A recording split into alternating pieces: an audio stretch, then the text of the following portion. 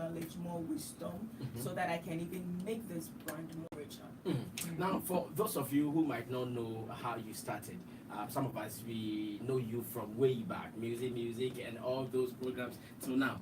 Take us through your history, your journey, how Stacy started, and what she's doing now. Well, so I mean, it's been a long way coming. As far back as 1998, a few friends of mine, Ken Pa, Leila Jansi, we started with events. Then 99, we kept losing, but we just felt like we have to do it. So we would contribute money to have events. 2000, I got the break to be on Taxi Driver, the TV series. Then 2002, I got the opportunity to be on Talk Ghana, which was a talk show on TV3. 2003, music, and I was on music till 2012. I resigned, took about 2 years break, came back with Restoration, and here we are now. I see. When the news of your resignation came from TV3, so many people were heartbroken. Some were even shocked because they never knew why. Yeah, like the connection. Yeah, they did not understand why Stacy moved out at the time that your career was at its peak. What informed that decision? So, I mean, in life there are so many things we want for ourselves, but might not be the right things for us. For me, I was coming from being off screen for over a year because I was sick. And during that time, God revealed himself to me and said, listen, you thought you were doing something, but you were not really doing anything. I have an assignment for you, and I want you to take up that assignment. And the assignment was restoration. The whole program, the concept, the layout was just given to me by God at Adumfa. So when I was actually writing that letter to TV3, I wrote my resignation letter from Adumfa and gave it to my husband and listen, it's time. And I think it also comes with age. As you grow, you have to learn to evolve. You cannot keep doing the same thing over and over again. And as much as I love entertainment, as much as I love the music, I'm not sure I could still do it when I was 50 or now, a mother of 3. Yes, I could, but as you grow, you should know what fits what suits what. And I believe there were other talents that could actually hold the font to make the show better. And when I left, they asked me, who can you recommend to take over? And I recommended Gloria Safo, and I think she did very so well. she was your recommendation?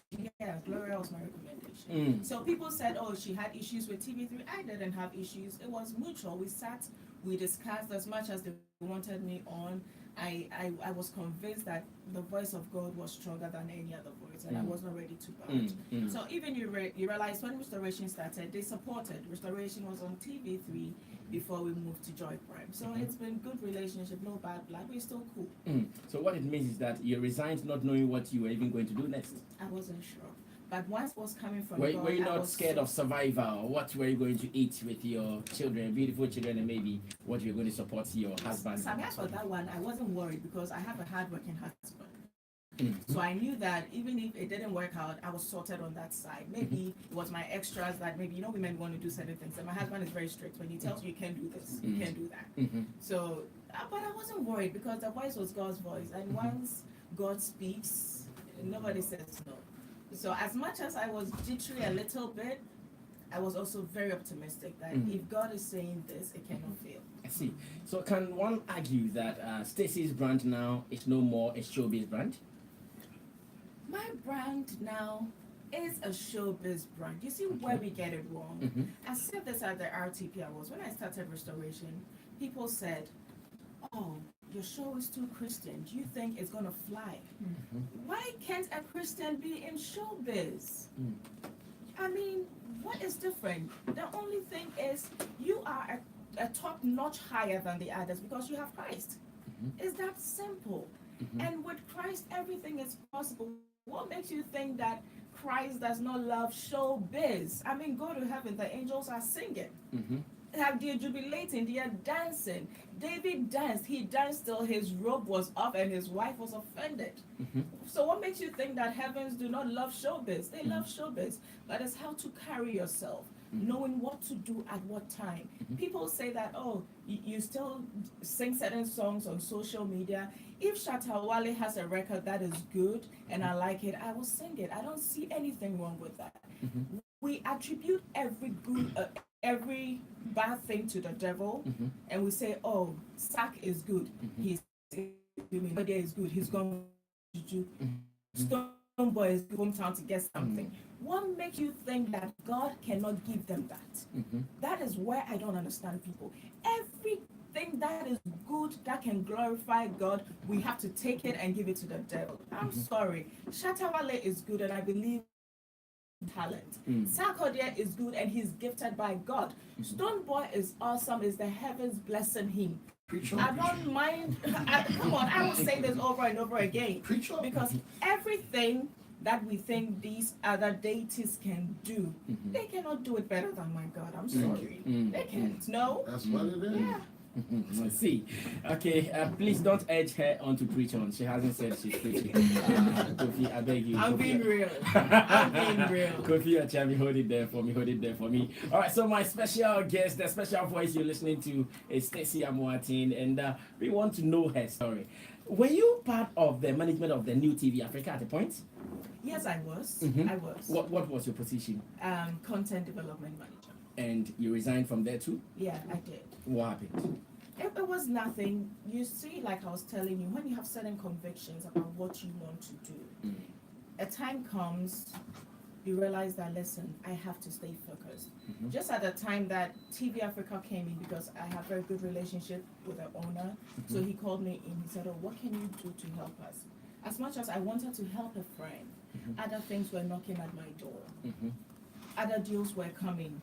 Sponsors were demanding more from restoration. So I had to weigh the two. Okay, this is a friend, this is God. Which will you choose? And I realized my attention, even for my charity, was kind of declining because I had a lot of load developing content, doing other things. So I just had to sit down and choose. And when you hear the voice of God, Sammy, you do not want to do any other thing. So I chose to go God's way. So after 6 months, I just said, listen, I just have to concentrate and do what God has really asked me to do. So now if you're asking me, this is full time. I still get offers and I tell them, listen, I cannot divide the attention. I really need to stay focused because this is not a TV show. This is a ministry. And with ministry, you need 200% concentration to make it run. I see. Now, let's go back. In your submission, you talked about doing so many events and losing. I remember you had one major event. Was it called the Showbiz Honest? Showbiz Honest. Showbiz Honest. Good. Are you telling us all the number of years you did that event, you never gained, you never made profits? No, Sammy, Showbiz Honest is also like another ministry, and it's not dead. We're actually working to rebrand it. Because what we realized was the criteria was so tight that it was even hard finding people sometimes. So now we're planning to every either 3 or 5 years. And with those events, Sammy, you're an events person. The things that go in, the planning, the money, and you would bear witness, would bring people from outside Ghana to actually come make the show look good. We were not selling tickets. Showbiz Honest was a strictly by invitation event, or is a strictly by invitations event. And so, yes, we were not making profits.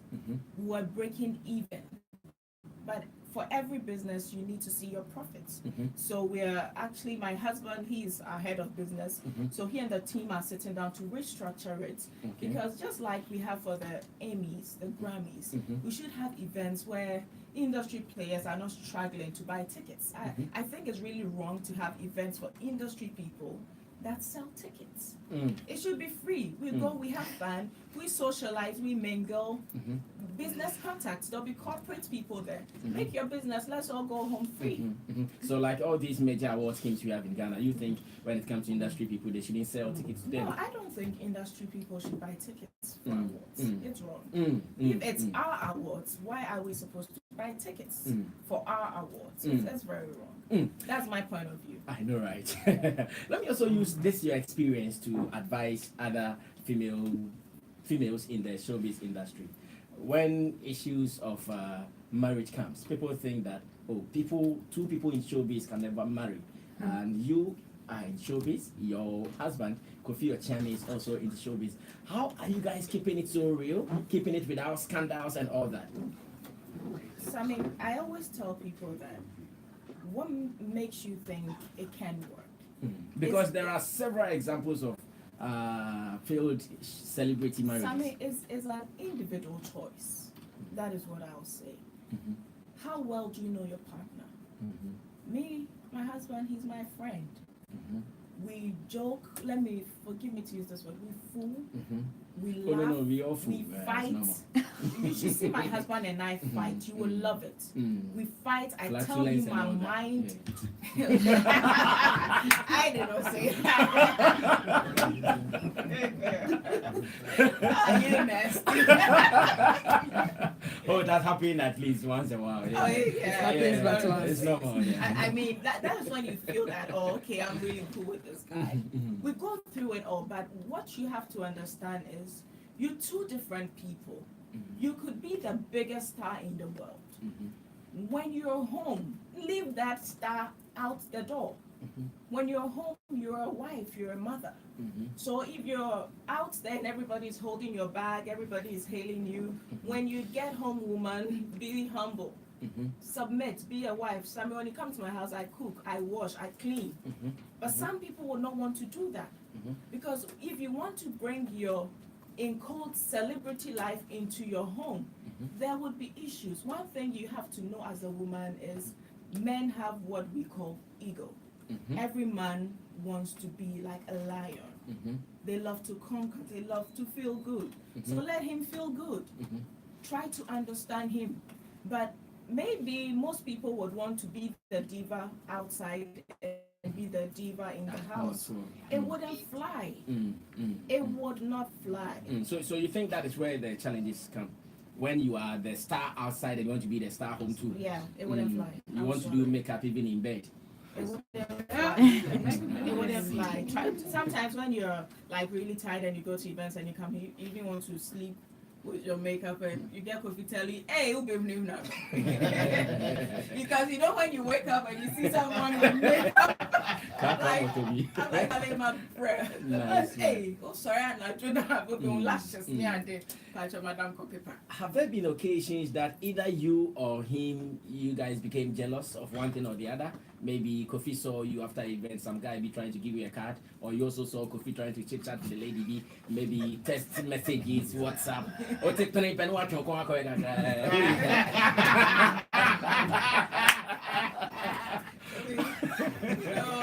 I know that's too much. Another experience. Let me tell you what we do. Tell me, Stacy. We have a very open relationship. We talk about it. Do you know his password? Yes, I do. Hey. We have a very open relationship. And the reason he keeps a password is because of our son, Jojo. If you are not careful, he'll use your phone to download all the games in the world. I know. So everybody would have, I would tell him, Jojo, if you touch my phone, I will give you a kakadu. So he will not touch my phone. My daddy's phone there, his daddy's boy. Okay. So he'll touch daddy's phone. That is how he has a password on his phone. But we talk about everything. You know, like sometimes in the industry, you have girls trying to hit up on the guys and everything. And even guys also trying to hit up on the women, and we talk whether about married it. or single. Yes, we talk about it and we laugh. So sometimes maybe the person is texting like, hey, Obabe, hey, and we will laugh about it. I mean, so it's very open. So what it means is that so like he exposes all those who hate on him too. So it's like when I see her, I'm like, oh, okay, we are okay. Then I just play it off. It makes it easier. So you know that. Ladies, so you know what to do. Don't hate on Kofi. Because you have been exposed to interesting. Now let's talk about raising family as well. You have how many now? Three? Good. Yeah. And you still, if not stopped anything, you still doing everything you're doing in your busy schedules. How do you do it? It's just a good support system. But again, Kofi is very supportive. When I have kids, most women don't sleep at night. But I sleep. I get to sleep. He does all the feeding at night, putting the kids around, walking around, and he allows me to do everything. Especially most people will say, oh, you have to stay home like a year. Kofi will say, oh, in 3 months, if you want to do something, you can go and do it. And my mother-in-law, Jemima Makito, awesome woman. She would come stay till the baby is like 2. Then she can leave you when the baby starts school, and my grandmother as well. So we have a very good support system at home. We have friends who have become family who would also come in to support us. So it's not been very difficult on my side. And sometimes Kofi allows me to take the kids to work. So they are able to appreciate what we do. Because some kids will say, mommy is always out, daddy is always out. But when they are there, they begin to appreciate. They know that, oh, when daddy and mommy are out, this is really what you're doing. So it keeps them well grounded. They know that, okay, you're not just out because you want to go to KFC and eat fries and chicken. You're working to bring money home. So I think now that's still talking about showbiz and family. I've seen one of your daughters, Calista, trying to do music. She has. She's doing music. I She's know. not trying. Are you permitting it, knowing how our terrain looks like? Are you pushing her into it? Yes. I mean, as early as age 6, my grandfather knew this, so he started giving me support. My grandfather would actually fight with my Sunday school teacher for not allowing me to MC the children's program. So I got support from home growing up, and my grandfather would get you newspapers to tell you, or read like Beatrice Adrian, and he would correct you. He would tell you, mind your punctuations. When you read, don't be in a rush. Everybody is listening to you. So I got that support, and I don't see the reason I shouldn't support my kid. And it's not just Calista. Beyonce is also coming up. Beyonce actually has a single now. So we're supporting them, and Kofi is also a believer of talent. So it makes it easier. So I remember when Kofi decided that, okay, Calista's video should go a top notch. Let's go to Dubai and shoot a video. People thought it was too much for a little girl, but come on. Michael Jackson did it when he was little. Usher was little. Lil Bow Wow, Lil Romeo. What makes an African child different from them? No, the fear is that perception of our industry not paying, you knowing some of the challenges and difficulties and still pushing your little girl into it. Sammy, why is our industry not paying? What are we doing wrong for our industry not to pay? Why are people, our kids who decide to be in this industry get paid? So that is the homework for us, and it's the homework we're doing. Before, you would just put stuff on Facebook, you wouldn't get paid. You just load your video somewhere, you wouldn't get paid. Calista is on Spotify, she's on iTunes, she's on YouTube. So at that age, let's say now she's 13. So by the time she's 21, even if she has just 2,000, that's the minimum. Even if it's 2,000, 5,000, 10,000, that's some money there. It's not like just playing it for the airwaves, it is just going in vain. Wow. All right. So more lessons being learned here on the show. Stacy Amoateng, RTP Personality of the Year for 2018. We're not done with her. Let's do some more. I know one program that shocked you, especially giving you this position, is the restoration program. The kind of people you bring on the show. How do you get it? Because I know in showbiz, one of the difficult things to do is to get the best of guests. They are always busy, but you get all the top guys. You get all the top guys. Ex-presidents, first ladies, ex-first ladies, and all. How do you do it? Sammy, I think it's grace, and it all comes to branding. I'm sure as we sit here, if Oprah comes to you and asks to interview you, you can never say no. And I also do not leave the work for just my team. I have an awesome team, but I get involved in production. I make the calls myself sometimes.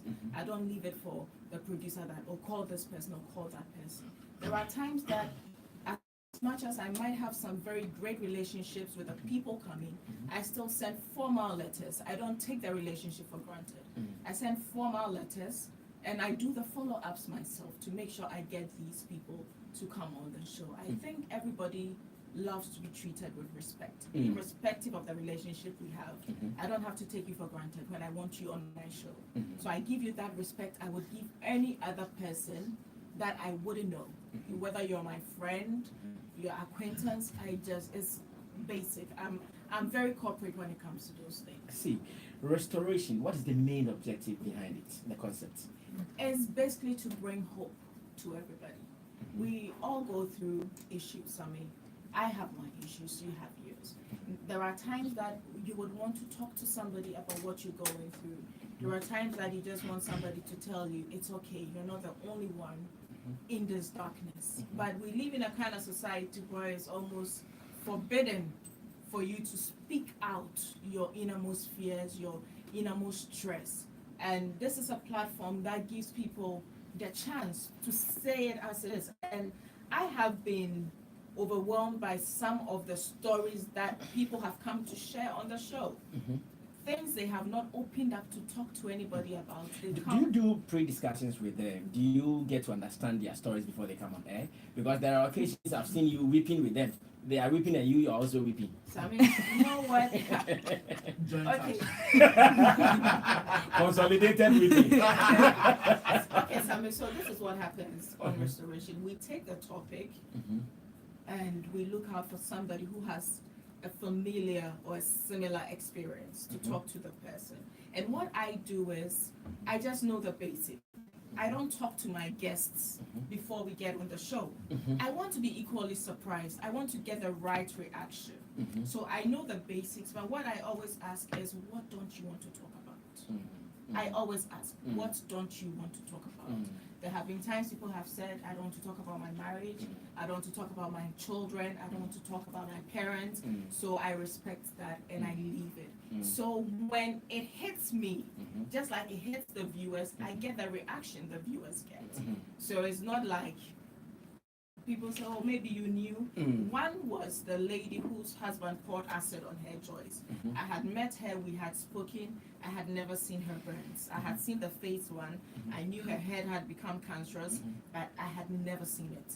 So the first time I saw it was on the show when she took off her scarf. And I was like shocked that a man could actually do that to a woman, beautiful woman, and the head had become so cancerous. So if you do all this with your guests, what happened with the Miss Bell issue where she said you did not do something right before airing her content? Sammy, when a fool decides to keep wise, he's considered wise.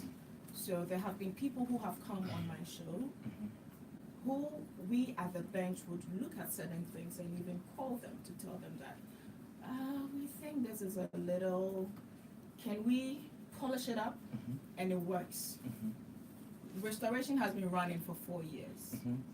Everybody has been happy. So why this? And it's a topic I don't really want to go back because it brings a lot of emotions. Who has been your biggest guest so far in your estimation? I've had a lot of big guests. I've had a lot of big guests. Maybe more than one. Okay. The American ambassador, Robert Jackson, Mrs. Rawlins, Professor Shepherd Bushiri, Majid Michelle. It's a lot. It's a lot. We have over 100 episodes. So I'm just trying to have they all been cooperative? Let's meet at this time, come and do makeup at this time, we're shooting at this time, or sometimes celebrities are hard to deal with? So I mean, they are awesome. Sometimes I get amazed. They come earlier than I think they would come. Yeah, the American ambassador, he was there like on time. Like really on time. He gave us 11. At 10, his team were there, his security detail. They had to come scan the hotel, make sure there were no bombs or anything, to make sure security was cleared. By 10:45, the man was there. And I was like, oh, Papa, yeah, can you let me know? You're 15 minutes early. He said, no problem. I just want to relax. Go get ready when you're done. Another person was Mrs. Rollins. She was so on time. I think she even got there before my PA was in. Like, yeah. There are some people who will not give you stress. Majid Michelle was on time. Almost all of them. Pascaline Edwards, Omar Sharif Kaptan, they are all on time.